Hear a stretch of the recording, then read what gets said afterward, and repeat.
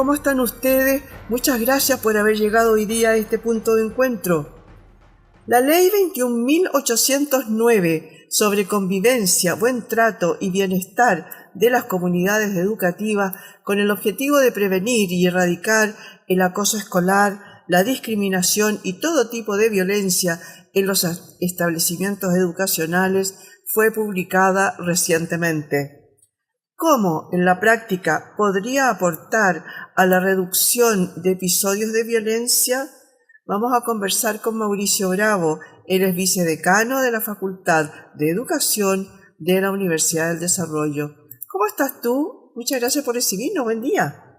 Hola Miriam, buenos días. Muchas gracias por la invitación. Oye, Mauricio, tanto tiempo que no nos veíamos y nos estamos juntando hoy para ver este tema de esta ley que ya existía, tengo entendido, y que se le hacen algunas modificaciones y que ya entró en vigencia, pero como siempre esperamos siempre los protocolos de la normativa, ¿no es cierto? Que tengo entendido que va a ser especial, cada uno de los establecimientos educacionales la va a poder hacer un poco como a la medida. ¿Tú crees que esta serie de medidas pueden influir realmente en el tema de la erradicación o por lo menos evitar lo más posible la violencia escolar? Yo creo que lo primero es como dejar claro que hoy día tenemos distintos tipos de violencia escolar, desde lo más clásico, por decirlo de alguna manera, como un golpe entre estudiantes, la típica pelea a combos, por decirlo de alguna forma, pero por otro lado también tenemos el otro extremo, ¿cierto?, donde hay riñas con arma blanca, o casos ya mucho más extremos, como tenemos una persona que está enajenada mentalmente y agrede y asesina a una persona, como fue en el caso de Calama, ¿cierto? Entonces, la violencia es un fenómeno multifactorial, multicausal y muy heterogéneo en el sistema escolar chileno. Entonces, por lo tanto, la respuesta no puede ser uniforme, ¿cierto? No puede ser estándar. Tiene que haber una fórmula que permita que cada establecimiento escolar o cada sostenedor pueda tomar decisiones en base a su propio contexto. Oye, y este propio contexto, como dices tú, estas realidades que tiene cada establecimiento educacional, obviamente va a depender, no sé, de la comuna, del tipo de establecimiento, si hay muchos chicos vulnerables, si hay muchas personas que tienen problemas de salud, no sé si llamarle de salud mental, pero ¿cómo va a ir haciendo cada uno? Depende de cada uno de sus realidades, ¿no?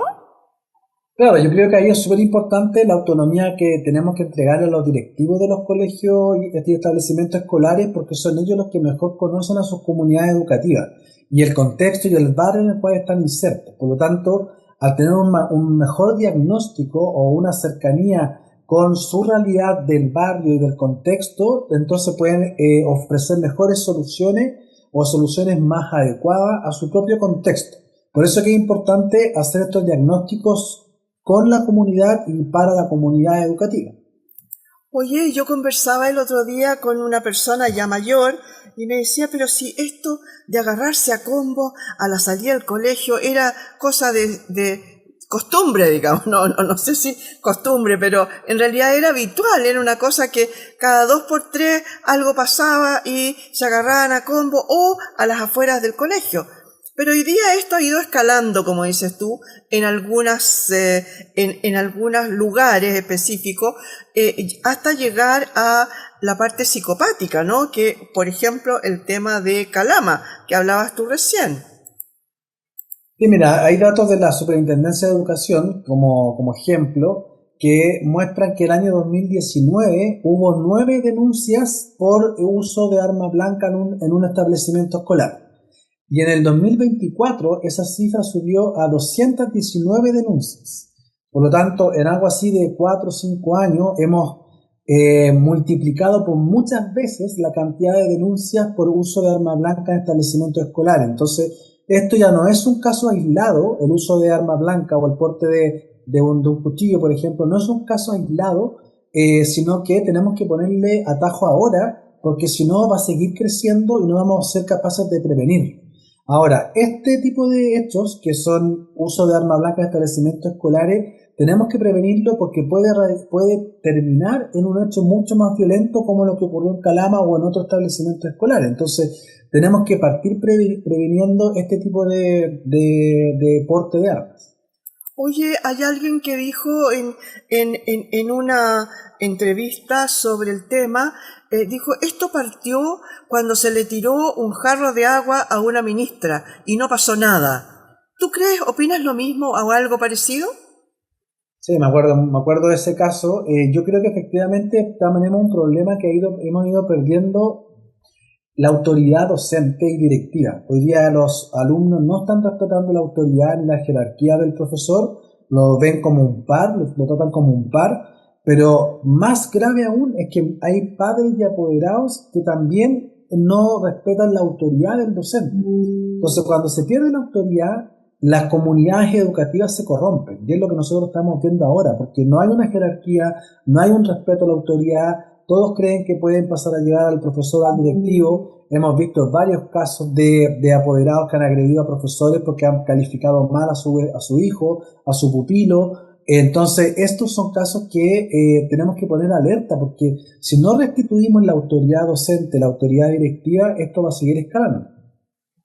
Oye, respecto de eso mismo, tomando tus palabras, eh, ha pasado mucho con algunos hechos de violencia muy graves, como el caso, por ejemplo, de las bombas incendiarias, de las bombas Molotov, ¿no? Que se han tirado en algunos colegios emblemáticos, algunos, eh, y en que los apoderados han tomado parte por los estudiantes, por los alumnos, más que por el tema de los profesores o de la autoridad o de incluso el inmueble, ¿no?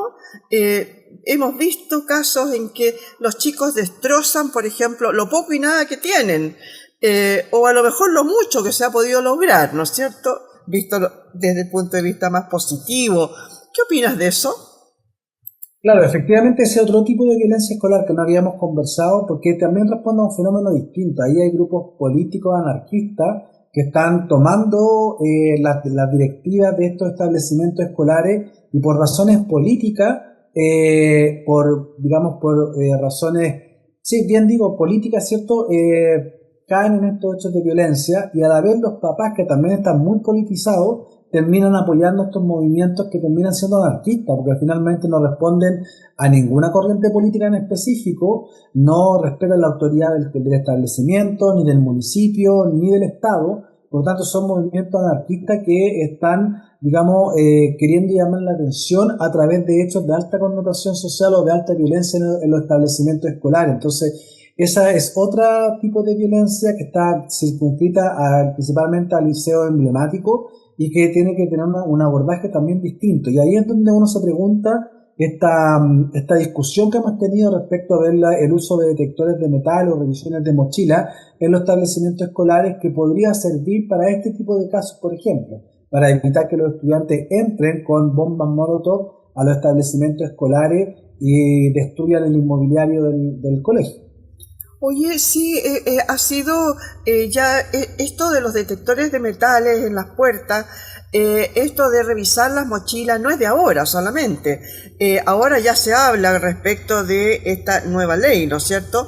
Pero ha tenido bastantes detractores, dicen que van justamente al revés, que van en contra de el educando, en el sentido de que vulnera su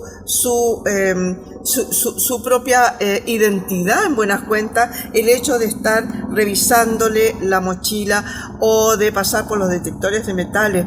Esto en otros países ya es bastante común. Incluso se ha hablado de las mochilas transparentes, que también Claro. están creando algunos detractores.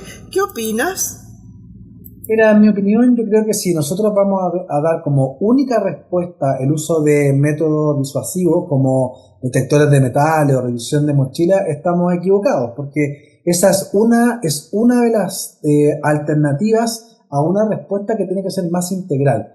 En algunos casos, lamentablemente, vamos a requerir tener detectores de metales porque la violencia en ese colegio o el riesgo de ese colegio es muy alto y vamos a estar obligados a hacerlo. Nadie quisiera hacerlo, pero en algunos contextos vamos a tener que llegar a ese tipo de medida, pero esa medida tiene que ir acompañado también con el respeto a la privacidad del estudiante, con la prevención de la salud mental o el apoyo a la salud mental tanto de los estudiantes como de los docentes. Entonces, no es una respuesta única. Yo creo que acá se ha puesto en la palestra pública una cosa dicotómica entre que es una cosa o la otra, sí, y eso no es así. Esto es una respuesta integral que tiene que, en algunos casos vamos a tener que instalar detectores de metales, pero acompañarlo con salud mental, con prevención, con mediación escolar, etcétera. Y en otros casos no vamos a requerir los detectores de metales, pero sí vamos a requerir el acompañamiento y la mediación escolar. Entonces, creo que también se va a explicar según cada contexto. Oye, entonces volvamos a la ley, ¿no? Hablemos de qué se trata esta ley, porque hemos hablado del tema de los detectores de metales, para ver si entran elementos incendiarios, etcétera. Pero no hemos hablado de la otra parte. Esta ley también faculta en ese sentido, y lo segundo que quiero preguntarte es, lo hemos hablado así en general, el tema de que cada establecimiento educacional, dependiendo de su realidad, va a hacer su propio protocolo. Claro, bueno, la ley de convivencia escolar yo creo que es un avance, que es insuficiente, ya voy a explicar por qué, pero es un avance de todas maneras porque tiene algunas cosas positivas como por ejemplo que reconoce el ciberbullying o el ciberacoso también como un hecho de violencia escolar.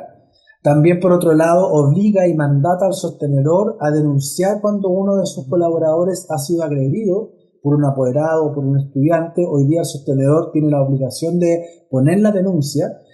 Se protege más al profesor, al colaborador, también la ley le da mayor protección. Y también la ley, en uno de sus artículos, faculta a los establecimientos escolares a instalar, por ejemplo, detectores de metales. O no dice explícitamente detectores de metales, sino que más bien habla de dispositivos tecnológicos para el control.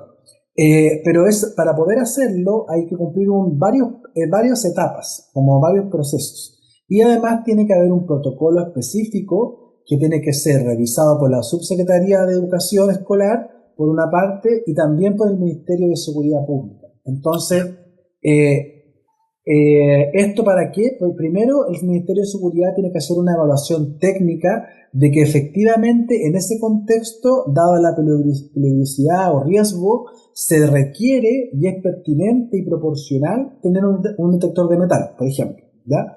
Y por otro lado, la Subsecretaría de Educación tiene una política también tenga una mirada más integral, salud mental, bienestar docente, etc. ¿Ya? Entonces, una vez que esas dos cosas ocurren, el colegio puede instalar el detector de metal. Ahora, esto además tiene que estar con aprobación del consejo escolar, tiene que estar conversado con la comunidad educativa. O sea, es un proceso que es va a ser un proceso que es bien lento, ¿ya? Que va a ser bien burocrático. Entonces, por eso creo que hoy día el gobierno actual está buscando otras medidas que permitan que sea la respuesta un poco más rápida en contextos de alta peligrosidad o de mayor riesgo, por decirlo de alguna manera. Porque si no, la ley fue promulgada, pero entra en vigencia creo que en junio o julio. Tenemos 3 meses para que entre en vigencia y recién ahí los colegios van a poder empezar a hacer todos los trámites necesarios para poder instalar algún método de disuasión, algún método tecnológico. Y eso puede pasar mucho tiempo. Entonces, nosotros en algunos casos, no en todos, en algunos casos vamos a necesitar respuestas más inmediatas. Oye, y hay en algunos colegios que ya están instalados incluso, me imagino que con algún tipo de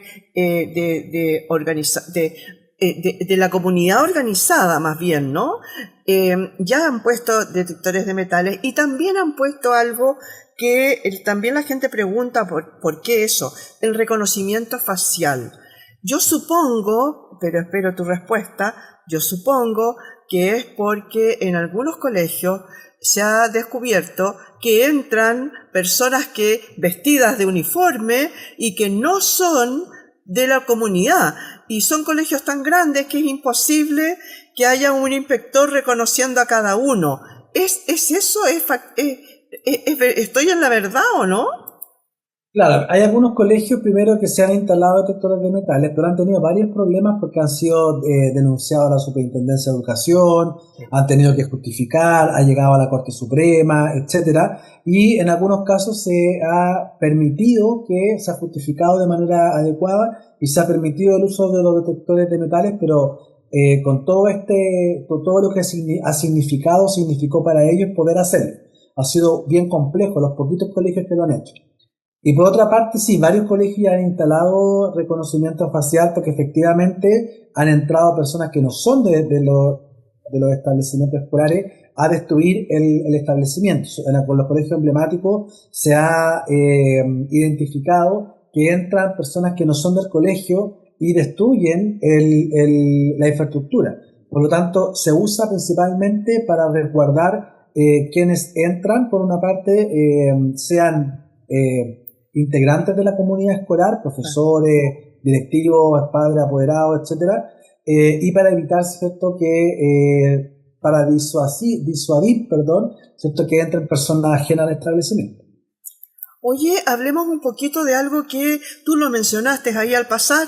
Hemos ido hablando mucho de los detectores de metales, de toda esta cosa como más represiva, por así llamarlo, pero también esta ley facultaría para otra serie de cosas, como por ejemplo el tema del bullying, que tú lo mencionaste ahí, el tema de, por ejemplo, de un chico que haya, que se sienta como vulnerado, digamos, en sus derechos. Cuéntame un poquito de eso, porque es importante. A ver, he leído varias noticias. Por una parte, la Corte Suprema a un chico que lo habían sacado del colegio, dijo que estaba bien que lo hubieran sacado del colegio. Cuéntame qué va a pasar ahí, cómo va a ser la segunda parte, porque también el hecho de que los padres deban responder respecto de lo que hacen los chicos. ¿Qué opinas por ese lado? La ley también establece que cada colegio debe contar con un encargado de convivencia escolar que se dedique exclusivamente toda su jornada a esto, ¿ya? Eso es positivo. Perdona. ¿Sí? No importa de qué tamaño sea el establecimiento, sea así de chiquitito o muy grande, también tiene que tener un responsable. Tiene que tener un encargado de convivencia escolar, un responsable, con jornada completa. Eso es positivo, pero por otra parte la ley no entrega recursos para aquello. Entonces cada colegio va a tener que buscar de dónde sacar sus recursos para poder financiar este nuevo colaborador, este nuevo cargo dentro del establecimiento contratación, escolar. Claro. Ahora, esta persona lo que va a tener que buscar es mecanismos de prevención de la violencia escolar y el acoso escolar.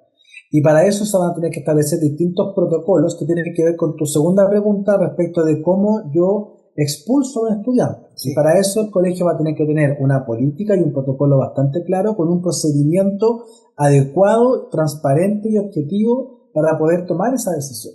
Nosotros ya tenemos una fórmula, porque existe la ley Aula Segura, que ya hace varios años ya establece esto, que bajo ciertas condiciones, como dicen los abogados, bajo el debido proceso, un alumno es expulsado del establecimiento escolar, y la ley de convivencia escolar también habla de lo mismo, ¿cierto? De este protocolo y de esta política que tiene que dejar bien claro el proceso por el cual tú vas a poder expulsar definitivamente a un estudiante o expulsarlo por algunos días, ¿cierto? Suspenderlo, por algunos días como medida de sanción. Disciplinaria, claro. Oye, y para ir terminando, algo que quizás debió haber sido lo primero porque es lo más importante, y es el tema de la salud mental. Porque cuando hablamos, por ejemplo, de los episodios de Calama, porque ya no hay solamente uno, han continuado, hay un drama, una preocupación más bien por un rayado que apareció de que el lunes va a haber tiroteo, etcétera, en un colegio. la salud mental de los chilenos, en alguna parte de los estudiantes, me refiero específicamente en esta parte, en alguna parte se va a empezar a hacer más importante el tema, va a pasar por encima de los pórticos y de la revisión de mochilas. Mira, hay algunas experiencias internacionales en las cuales el sistema de salud conversa con el sistema de educación. Es decir, cuando un alumno va al hospital, al consultorio, a la clínica y entra por un tema de salud mental, y ese problema de salud mental podría tener un impacto en lo que pasa en el colegio, se le informa al establecimiento escolar. Entonces el establecimiento escolar acompaña a ese niño que está con una depresión, con síntomas suicidas, etcétera, ¿ya? Entonces hay una comunicación que es muy preventiva y es muy positiva. Chile tiene que avanzar hacia eso. Los municipios, por ejemplo, que todavía sostienen establecimientos escolares, podrían perfectamente estar comunicados colegios con los consultorios y ir viendo cómo este niño si accedió o no accedió a salud mental, por ejemplo. Pero nosotros tenemos otro problema como país que tal vez para otra entrevista más larga, que tiene que ver con las listas de espera en las consultas psiquiátricas. Por lo menos un año, Claro, un año en los por lo COSAM menos. municipales, sí. Exactamente, entonces no hay acceso a salud mental oportuna y cuando tú accedes ya puede ser muy tarde, entonces tenemos que también abordarlo con salud porque educación solo no lo puede hacer. Oye, y esa persona que tú decías que va a estar a cargo, que tiene que estar a cargo, una persona a cargo, a lo mejor podría ser un psicólogo específicamente, ¿no? Claro, Para cada colegio, porque a veces hay colegios chiquititos, por ejemplo, que claro, a lo mejor no amerita que esté jornada completa para siempre, digamos. Pero sí hay algunos que tienen a veces 2, 3 horas, 4 horas un psicólogo para todo el colegio, ¿no? claro. Sí, yo creo que efectivamente ese cargo está más pensado para un psicólogo, pero es un psicólogo educacional, no un psicólogo clínico. Sí, Entonces, claro. igual no va a hacer consulta clínica, igual va a requerir apoyo de otros servicios de salud del sistema. Claro que sí. Oye, y ahora sí que para terminar, ¿cuánto de las redes sociales están influyendo en esta violencia? Porque, por ejemplo, en el chico de Calama se descubrió que él le tenía de alguna manera una cierta admiración a personas que habían hecho cosas terribles, digamos, en el mundo. Eso llegó a través del internet, de las comunicaciones, ¿qué pasa con el tema de las redes sociales en el colegio? Bueno, sin duda es un tema preocupante porque en redes sociales hay información que uno no puede filtrar. Los niños cada vez tienen mayor acceso a redes sociales, a internet, etcétera. Hay páginas web que se dedican a comentar la vida de los compañeros de curso de un colegio, por ejemplo, y a denostar y a burlarse a través de forma anónima, ¿cierto?, de otros compañeros. Por lo tanto, el daño que ahí puede existir a nivel de la salud mental no es menor. Por eso creo que desde ese punto de vista la nueva ley de convivencia escolar, al reconocer el ciberacoso como una falta grave, es un avance positivo. Muchas gracias, Mauricio, por haber estado hoy día con nosotros. No, a ti, mira, muchas gracias por la invitación. Que estés Oye, muy bien. nos quedó muchísimo por conversar y por profundizar, ¿no? Y quizás en esta última parte donde debíamos habernos detenido un poco más en la conversación, porque es algo que siempre está como al debe, ¿no es cierto? Bueno, conversamos hoy día con Mauricio Bravo, vicedecano de la Facultad de Educación de la Universidad del Desarrollo, sobre esta nueva ley de convivencia y buen trato y bienestar de las comunidades educativas. Muchas gracias, señoras y señores, por haber estado hoy día en este punto de encuentro.